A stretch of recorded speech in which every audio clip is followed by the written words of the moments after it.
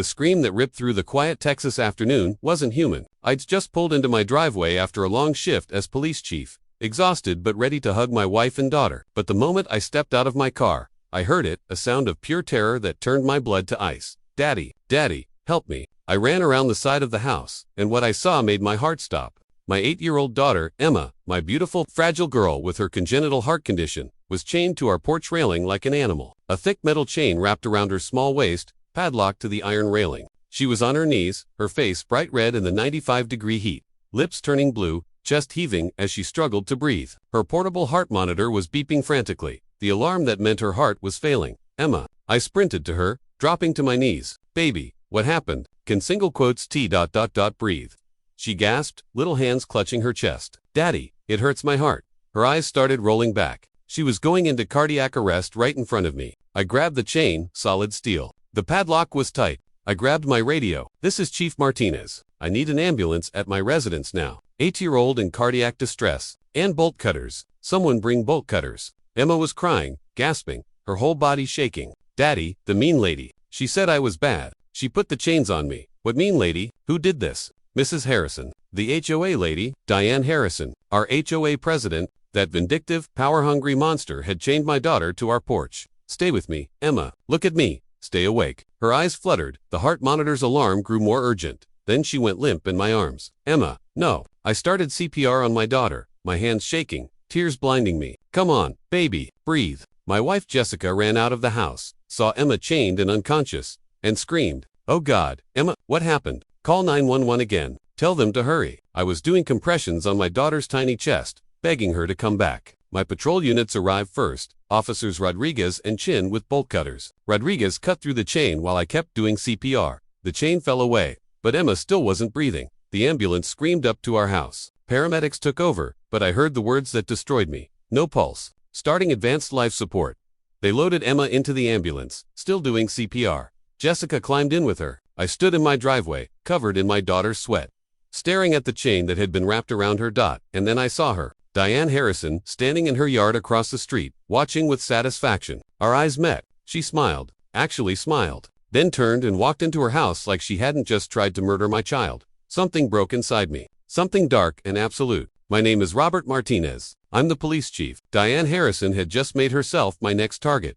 Emma was in the ICU on life support. Dr. Patel, her cardiologist, looked devastated when he came out. Chief Martinez, Jessica. Emma's heart went into severe failure. The combination of heat, stress, and trauma was too much. She's alive, but barely. The next 24 hours are critical. Even if she survives.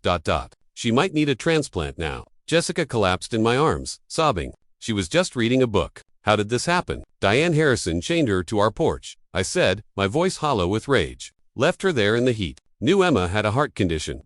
Dr. Patel's face went white. Someone deliberately did this. Knowing her condition, that's attempted murder. I know, and I'm going to make sure Diane Harrison pays for every second of Emma's suffering. I left Jessica with Emma and made 3 calls. First to my second-in-command, Captain Sarah Johnson. Sarah, I need you to arrest Diane Harrison. Aggravated assault on a child, attempted murder, child endangerment, unlawful restraint. Next, the district attorney, Michael Torres. Michael, I need you to prosecute with everything you've got. No plea deals. Maximum sentence.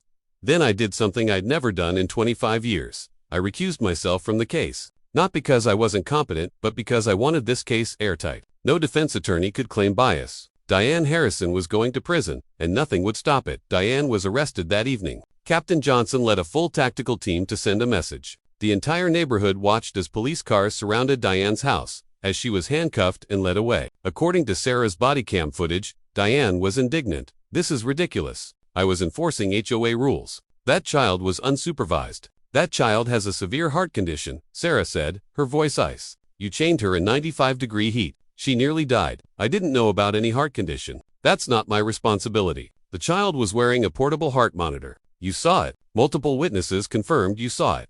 Diane's face went pale. I want my lawyer. Sarah leaned in close. But here's what you need to understand. That little girl you chained up, her father is Police Chief Robert Martinez. You just made his daughter your victim. There's nowhere you can hide. The evidence was overwhelming. Security footage from our neighbor Mrs. Chin's ring camera showed everything. Diane approaching Emma. The argument, Diane pulling out the chain she'd brought from home, wrapping it around Emma's waist, padlocking it, walking away while Emma cried and begged. The audio caught Diane's words. Spoiled children, and their fake illnesses. This will teach your parents. Medical experts testified about the danger of heat stress on heart patients. For a child with Emma's condition, being chained in 95-degree heat is potentially fatal. The person who did this was condemning her to death. Neighbors came forward with stories of Diane's cruelty. She'd called animal control on an autistic child for making noise, had an elderly woman's car towed while she was having a stroke, threatened to fine a family over their daughter's wheelchair ramp. The trial was swift and brutal. The jury saw the ring footage, Diane sneering, calling Emma's heart monitor fake, wrapping the chain around the sobbing child. They heard medical testimony about the permanent damage to Emma's heart. They saw photos of Emma in the ICU, fighting for her life. In my victim impact statement, I spoke directly to Diane. You saw my daughter's heart monitor. You knew she was sick. You heard her explain her condition, and you chained her to a porch in deadly heat anyway.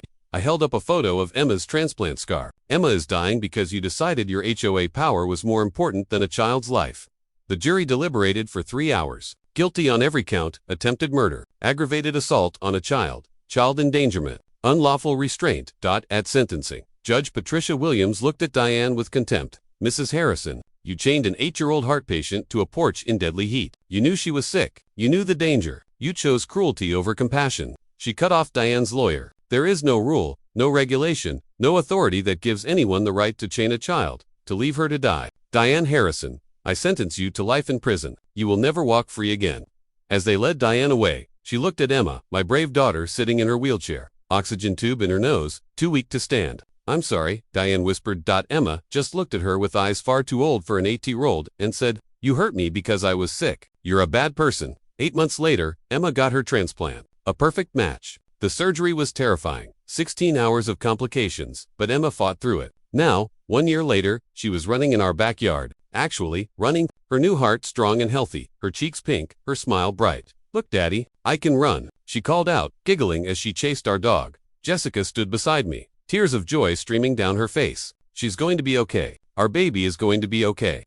We'd moved from that neighborhood, bought a house with no HOA, no rules, no Diane Harrison. Diane was in prison where she belonged. The HOA had been dissolved. Emma's law made it a federal crime to endanger disabled children, and Emma was alive, healthy, happy. Mommy, Daddy, come play, she called, holding a soccer ball. We ran to her, and she kicked the ball, something she'd never had the strength to do before. Her new heart was strong. Her spirit was unbreakable. Diane Harrison had tried to kill my daughter, had chained her, tortured her, left her to die. But Emma had won. She'd fought back from the edge of death and emerged stronger. As I watched my daughter play, really play like other kids, I knew this was justice. Not just Diane's life sentence, but Emma's life, her joy, her future. Diane Harrison was rotting in prison, and Emma Martinez was running, laughing, living. That was our victory.